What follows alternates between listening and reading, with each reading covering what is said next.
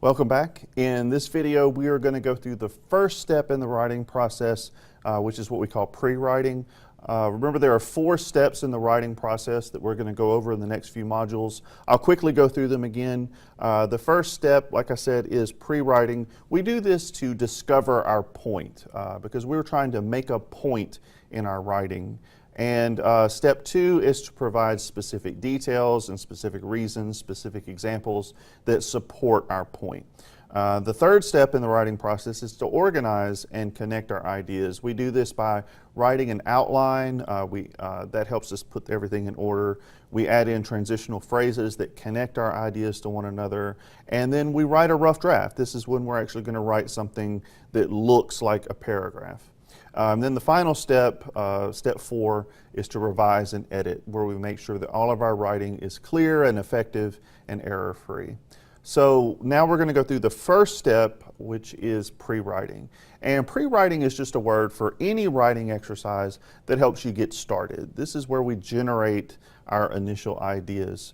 If you've ever experienced writer's block or just don't know where to get started, this is how we get started. We're going to go over 4 pre-writing techniques in this video. Any of these are valid. There's not one that's better than the other. It's whatever works best for you. So go ahead and try all of them out on your own. Pre-writing helps us decide on our point, and it helps us to gather supporting evidence and specific details. So the first of these techniques is what we call free writing.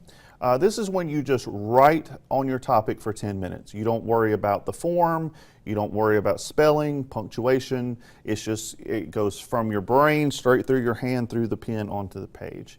There is no right or wrong. No one's going to be checking this or grading this. You're just trying to get ideas on paper. If you get stuck, you can say things like, I am looking for something to say.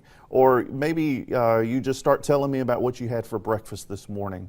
The thing is that just the act of writing, even if you're writing something like, I don't know what to say, will help kind of break that log jam and give you some ideas of what to write. It's just a great way of getting something down on paper because remember, we can't edit what's in your head.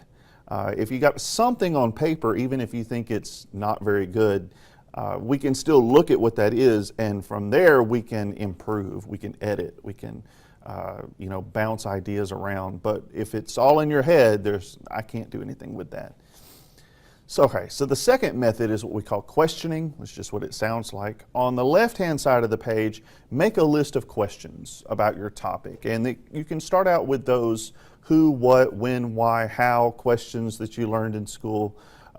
Just list those down on one side of the page, as many questions as you can think of. And then on the right-hand side, try and answer those questions as best you can. The third method is just making a list, or some people call this brainstorming. It's a little different from free writing because here it's almost like a grocery list. You're just making a list of ideas down the page. And just as many ideas as you can possibly think of, good or bad, there is no right or wrong. You're just getting ideas on paper. Then afterward, then you can go through and cross out any ideas that you don't like, or maybe circle any ideas that sound really promising. All right, and the fourth and final one is what we call clustering. You may have heard of this before, referred to as bubble diagramming or spider web diagramming. In the next video, I'm going to show you an example of clustering so you can see what this looks like. Because it's great if you're a visual learner. If you need to see a picture of something, if you're the kind of person when you're using instructions, you need lots of illustrations, then you're a visual learner. And a visual learner a clustering looks kind of like a map. It's got circles with ideas in the middle and lines going from one idea to the next. It helps you see relationships between ideas.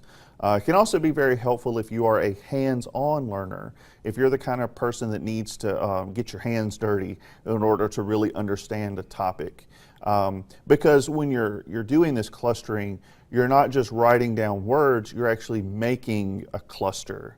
When you're done, you've created something that you can hold in your hand and look at and see.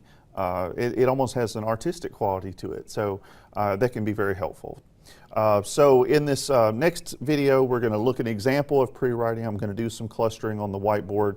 Once we have ideas on paper, then we'll be ready to move on to step 2 in the writing process, which is gathering supporting evidence and specific examples.